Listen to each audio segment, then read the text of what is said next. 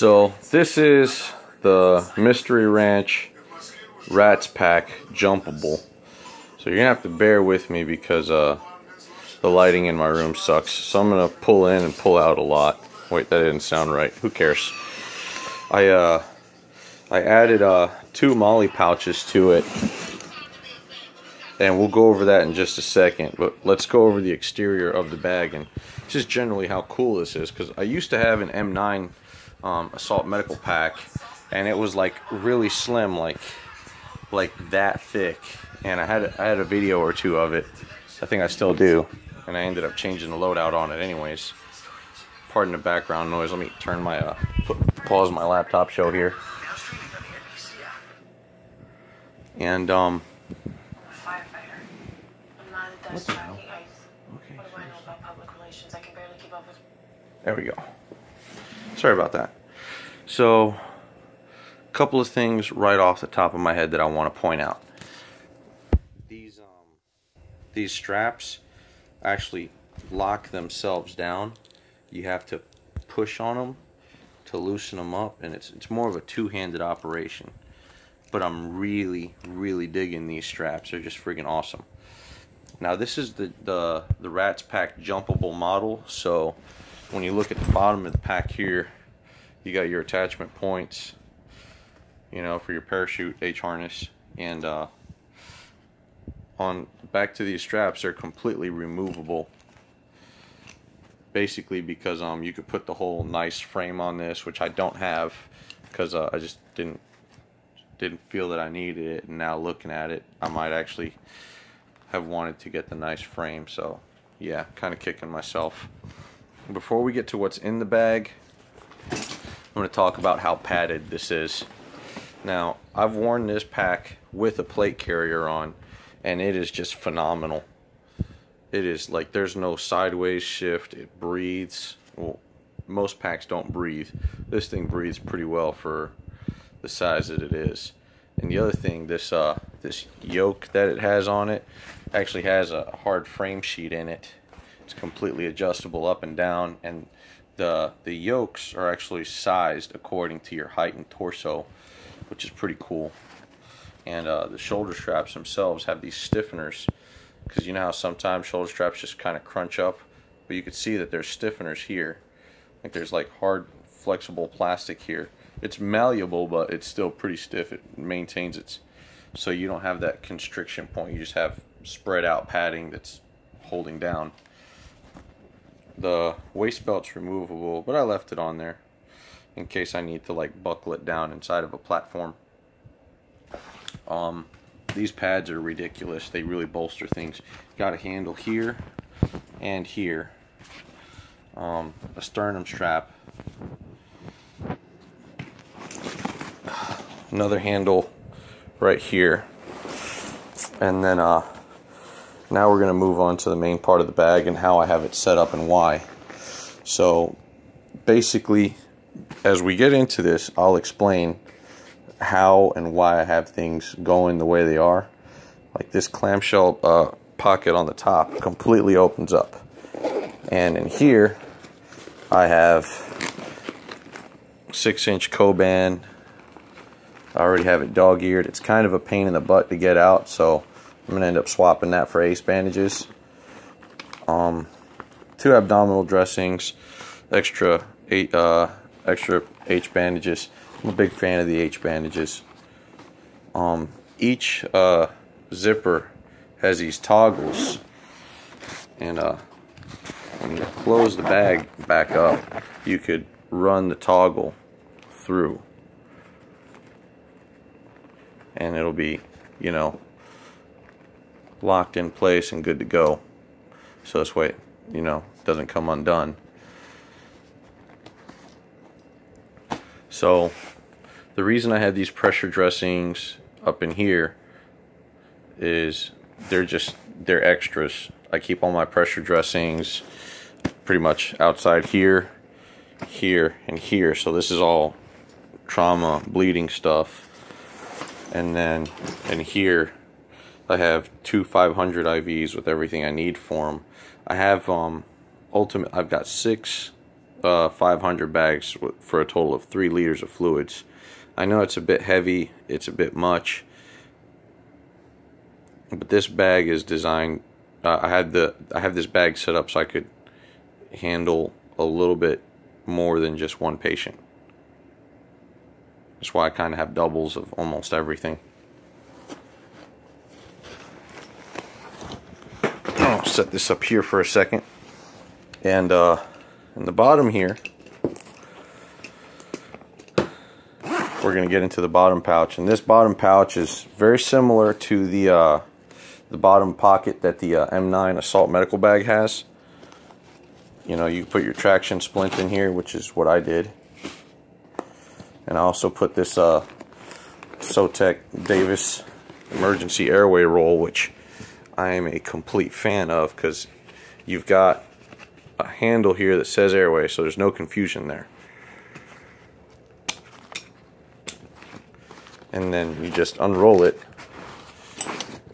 and everything you need is right there. I got some extra tubes and the batteries for my handle in here.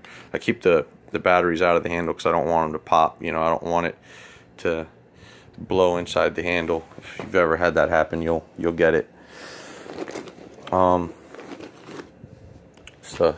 2 cravats in the other part of the ankle and hip strap of the traction splint.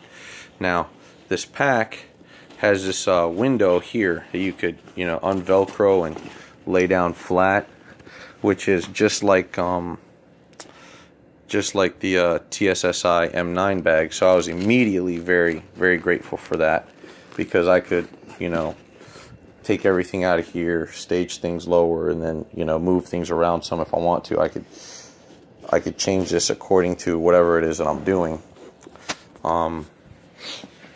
In this pocket, you can see that I have 2 tourniquets on the outside. I say a lot, sorry, not sorry.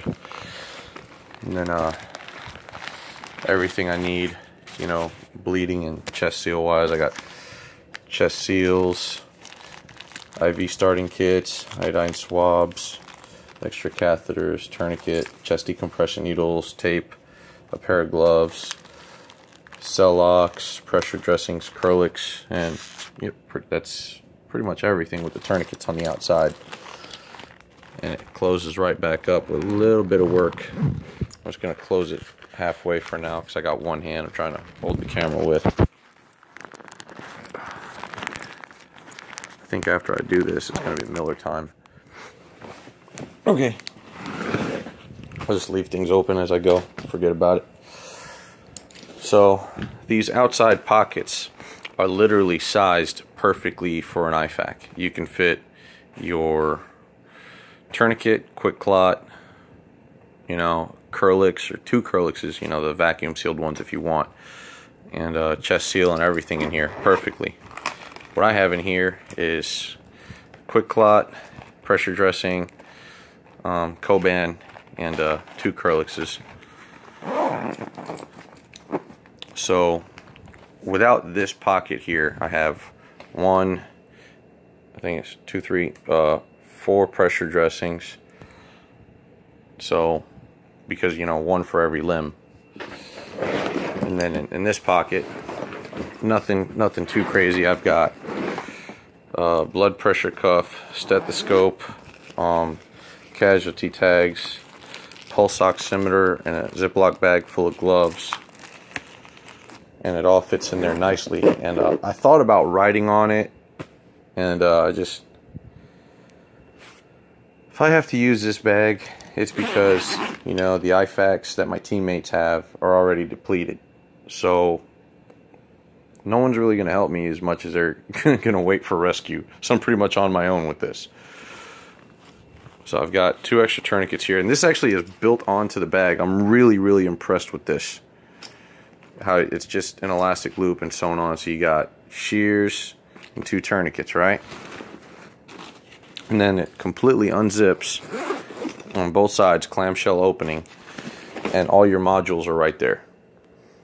And I've got a regular, like, civilian EMS BVM I ordered one of the tactical smaller ones, and I'm going to toy around with it for space saving, but I have civilian medical supplies as well as, you know, TCCC stuff in here, because since I'm stateside and my job has me working alongside law enforcement and civilian EMS a lot, so they don't carry, you know, the $40–50 tactical BVMs. They carry these. So if I have to use a BVM and I transfer a patient over, or, you know, obviously, you know, EMS is going to come on station if my bag is, you know, open on the ground. So if I use something, I could swap it out really, really easily, and there's not too much confusion there. I also have a pocket mask. Basically, the mask that comes with this thing, since it's in here, it always gets squished, and I get mad about that. So my pocket mask will mate up to it real quick. Each module, I have this open because I was using some gauze the other day, but each module is removable and color coded. There was this pad that went in here, and I took it out because I wanted to put my C-collars back there. So I had to decide between C-collars or a pad that I'm not really using anyways, that has no bearing on what I'm doing. I'll go ahead and point out that there's another handle in here in case you wanted to hang it up, but if you have this in the way, you're not really going to try to hang it up by this. I really don't know why they put that there. Since we're on the inside of the bag, and I'll go ahead and start explaining things best way I know how, which is piece by piece, right? So when you think March, you got massive extremity hemorrhage, airway, respiration, circulation, and then, you know, hypothermia head, and then you start working on everything else. So I've got my tourniquets on the outside, as you saw a minute ago. Now you've got bleeding, gauze, gloves, hemostatics, and cool thing about each one of these modules, it's got a rip away tab, but I'd rather just use the zippers so I don't break things. So Celox, Quick Clot, gloves, Curlix, all that in there. This bag's kind of loaded to the gills right now. Had to take a road trip for work, and whenever we go out of town, you know, I like to make sure I have enough resources medically that if I see something on the road, I can pull over and it won't detriment me too much as far as supporting my teammates. I've got you know, obviously next is the blue handled Airway module. So in here, all I really have is chest seals, king tubes, needle decompression, and instead of manual forceps, I've got these deep sponge clamps, and I like them. I like them better than manuals because you could use them for a couple different things, and we'll get into that at a later day. Another thing to note is that every module has soft file tape, so you could, you know, put labels. But I like to be common sense. You know, you got blue, airway, red, bleeding, and you've got yellow, which I use for, you know, extra IV catheters, gauze, tape. Let's see, what the hell else do I have in here? I can't remember what everything is called off the top of my head. So I got tape, sharps container, IV pressure sleeve, and 4x4s. Oh yeah, there's my Narcan. I usually can see it, but I put the gauze on top of it, so I'll move that later. Narcan's pretty important for my line of work because I want to say 9 out of 10 times a week that I'm at work, I'm in a drug infested area dealing with literally people that just shouldn't have their freedom, but that's a whole nother conversation for later. And then I got lidocaine, skin glue, Toradol, aspirin, ibuprofen, and Excedrin.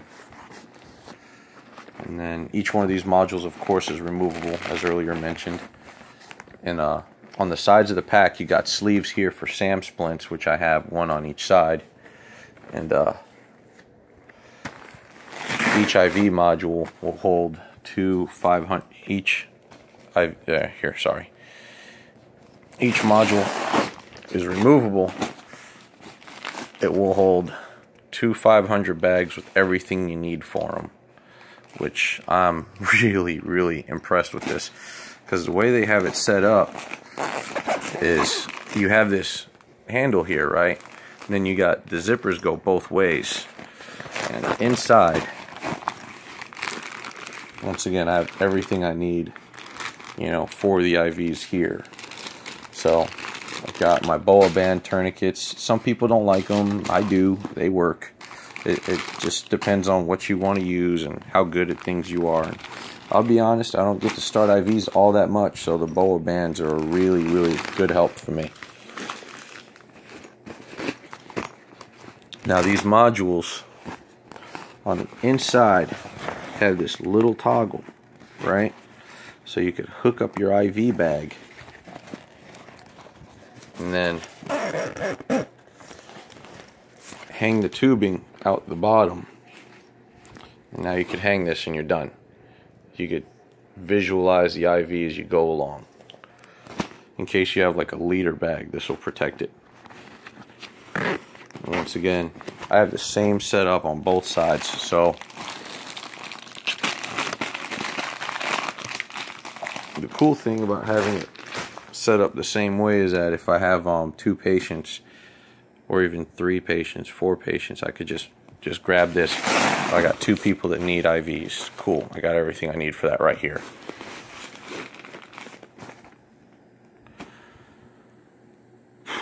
Let me see. Oh, what up? Behind this flap here, you've got this, right?